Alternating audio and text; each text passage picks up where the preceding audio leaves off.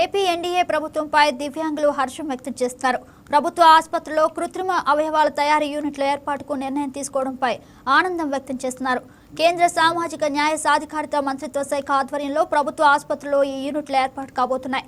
కృత్రిమ కాళ్లు, చేతులు, వీల్ చైర్లు, పనికిడి పరికరాలు యూనిట్ల ఏర్పాట్లు చేయనున్నారు. ప్రభుత్వ అభ్యర్థన మేరకు 5 చోట్ల పరికరాలు తయారు కాబోతున్నాయి.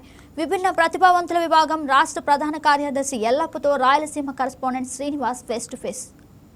ఆంధ్రప్రదేశ్లోని 5 బోధనా ఆసుపత్రులలో దివ్యాంగులకు కృత్రిమ అవయవాల తయారీ కేంద్రాల ఏర్పాటుకు కేంద్ర ప్రభుత్వం ముందుకొచ్చిందని, ఈ దిశగా రాష్ట్రంలోని 5 బోధనా ఆసుపత్రులలో కృత్రిమ అవయవాల తయారీ, శిక్షణ పరికరాల తయారీతో పాటు అవి అమర్చేందుకు కూడా అవసరమైన సిబ్బంది నియామకం చేస్తామని రాష్ట్ర వైద్య ఆరోగ్య శాఖ మంత్రి సత్యకుమార్ యాదవ్ ప్రకటించారు. ఇదే అంశంపై మనతో కేంద్ర ప్రభుత్వం కృత్రిమ అవయవాల తయారీ సెంటర్లను ఏర్పాటు చేయడంపై మనతో మాట్లాడేందుకు టీడీపీ రాష్ట్ర దివ్యాంగుల రాష్ట్ర ప్రధాన కార్యదర్శి ఎల్లప్పతో పాటు మరికొంతమంది సభ్యులు మనతో ఉన్నారు. వారిని అడిగి అసలు కేంద్ర ప్రభుత్వం నిర్ణయం ప్రజలు ఏ విధమైనటువంటి స్పందన ఉంది అనేది అడిగి తెలుసుకునే ప్రయత్నం చేద్దాం. వాస్తవంగా కృత్రిమ అవయవాల తయారీ కేంద్రం అనేది ఒకప్పుడు గతంలో 1983లో కర్నూలు ప్రభుత్వ ఆసుపత్రిలో ఉంది.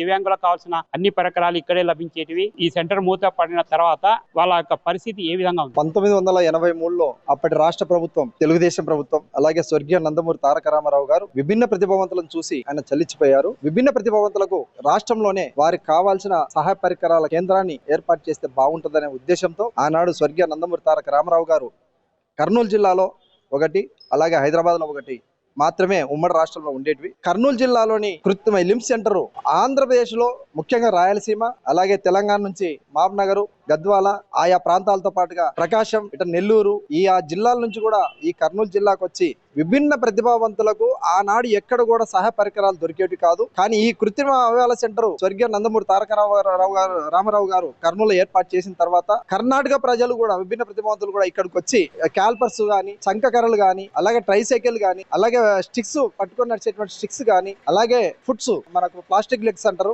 ఆ ప్లాస్టిక్ లెగ్స్ గాని, హ్యాండ్స్ గాని ఇవన్నీ కూడా ఇక్కడే దొరికేవి. అలాగే హీరింగ్ మిషన్, ట్రైసైకిల్, తర్వాత వీల్ చైర్స్ ఇవన్నీ కూడా ఇక్కడే తయారు చేసి విభిన్న ప్రతిభావంతులకు ఇచ్చేటువంటి పరిస్థితి ఆనాడు కల్పించింది స్వర్గీయ నందమూరి తారక రావు. ఆ కల్పించినప్పుడు నిజంగా అవయవ లోపంతో పుట్టినటువంటి విభిన్న ప్రతిభావంతులందరూ కూడా మాకు అవయవాలు ఇలాగ ఉన్నాయి, మేమేం పని చేసుకోలేము, మేము ఇబ్బంది పడతాము, మాకు ఏదైనా సహాయ పరికరం ఉంటే బాగుంటది అన్నటువంటి ఆలోచన చేస్తున్న క్రమంలో ఆనాడు ఏర్పాటు చేసిన ఈ కృత్రిమ అవయవాల సెంటర్ ద్వారా వేలాది మంది, లక్షలాది మందికి ఈ యొక్క సహాయ పరికరాలు అందడం వల్ల వాళ్ళు చదువుకోవడానికి పోవడం, అలాగే ఫంక్షన్లకు పోవడం, అలాగే వాళ్ళ కళ్ళములకు వాళ్ళ ఇంటి నుంచి బయటికి వెళ్లి వాళ్ళ పనులు వాళ్ళు చేసుకోవడం, అలాగే ఒక ఊరు నుండి ఇంకో ఊరికి వెళ్ళిపోవడానికి ట్రైసైకిల్ వాడుకోవడం, దాని ద్వారా తన వైకల్యాన్ని మర్చిపోయి తను కూడా సకలాంగులతో సమానంగా జీవించేటువంటి అవకాశాన్ని మాకు ప్రభుత్వం కల్పించిందని చెప్పేసి ఆనందపడారు. కృత్రిమ అవయవాల సెంటర్ కూడా, లిమ్ సెంటర్ కూడా ఆనాడు వేలాది మందికి కూడా సహాయ పరికరాలు తయారు చేసి ఇవ్వడం, కొలతలు తీసుకున్నాక నెల 2 నెలల లోపలనే తయారు చేసి ఇవ్వడం వల్ల, అందులో వాళ్ళకి అందుబాటులో ఉండడం వల్ల కూడా విభిన్న ప్రతిభావంతులు ఎక్కువ ఇబ్బంది పడకుండా, ఆర్థికంగా నష్టపోకుండా చాలా దోహదపడింది ఈ లిమ్ సెంటర్. కొంతకాలము సెంటర్ రన్ అయిన తర్వాత మూతపడింది. ఆ మూతపడిన తర్వాత దివ్యాంగుల యొక్క పరిస్థితి ఎలా ఉంది? గత 10-11 సంవత్సరాల నుంచి ఈ సెంటర్ మూతపడడం జరిగింది. ఈ సెంటర్ మూతపడడానికి ప్రధానంగా 2 కారణాలు. ఒకటి, రిక్రూట్మెంట్ లేకపోవడం. 2, ఆ పురాతనం నాడు తయారు చేసినటువంటి హెవీ పరికరాలు, హెవీ మెటీరియల్ అంటే క్యాల్ఫర్స్ ఐరన్ తో తయారు చేసింది, హెవీగా ఉంటుంది. అలాగే వాళ్ళ ఫుట్ కూడా చెక్కతో తయారు చేసి అది చాలా హెవీగా ఉంటుంది. హెవీగా ఉండడం వల్ల ఈ మెటీరియల్ సప్లై కాకపోవడం వల్ల ఇప్పుడు వచ్చినటువంటి లేటెస్ట్ మోడల్ స్వర్గీయ ఏపీజే అబ్దుల్ కలాం గారు మన ఆంధ్రప్రదేశ్ లో ఈస్ట్ గోదావరికి ఒక స్వచ్ఛంద సంస్థ దగ్గరకు వచ్చి స్వతహాగా లిమ్స్ తయారు చేశారు ఫైబర్ తో. అప్పుడు లైట్ వెయిట్ రావడం వల్ల ఆ లైట్ వెయిట్ వాటికి విభిన్న ప్రతిభావంతులు అలవాటు పడారు. అయితే మూత పడడం వల్ల చాలా మందికి, ఆనాడు వేల మందికి ఏ విధంగా అయితే వచ్చిందో ఈనాడు వేలాది మందికి కూడా సహాయ పరికరాలు అందక హైదరాబాద్ కి, జైపూర్ కి, తర్వాత వివిధ బెంగళూరుకి, ఇట్లా వివిధ ప్రాంతాలకు పోయి వాళ్ళు తెచ్చుకోవాలంటే ఆర్థికంగా చాలా నష్టపోతా ఉన్నారు. చాలా మానసికంగా, శారీరకంగా చాలా ఇబ్బంది పడతా ఉన్నారు. దానివల్ల ఈ కృత్రిమ అవయవాల సెంటర్ ఎప్పుడైతే మూతపడిందో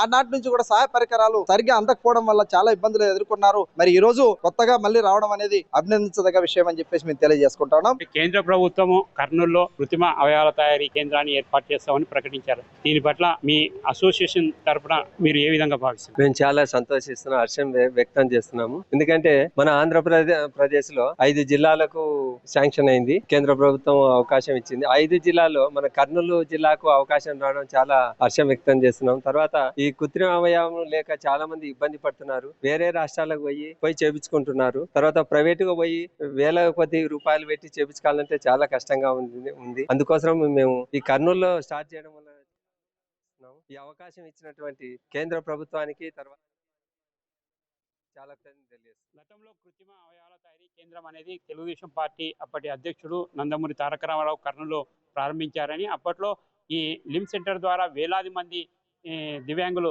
తమ రోజువారీ కార్యక్రమాలు చేసుకోవడానికి ఉపయోగపడిందని, ఆ తర్వాత ఈ సంస్థ మూతపడడంతో ఇతర ప్రాంతాలపై ఆధారపడాల్సిన పరిస్థితి ఏర్పడడంతో ఆర్థికంగా చితికిపోయారని, ఈ పరిస్థితి నేపథ్యంలో కేంద్ర ప్రభుత్వం తిరిగి మళ్ళీ కర్నూలు బోధనా ఆసుపత్రిలో ఒక లిమ్ సెంటర్ కృత్రిమ అవయవాల తయారీ కేంద్రం ఏర్పాటు చేస్తామని ప్రకటించడం పట్ల దివ్యాంగుల సంక్షేమ సంఘం సభ్యులు హర్షం వ్యక్తం చేస్తున్నారు.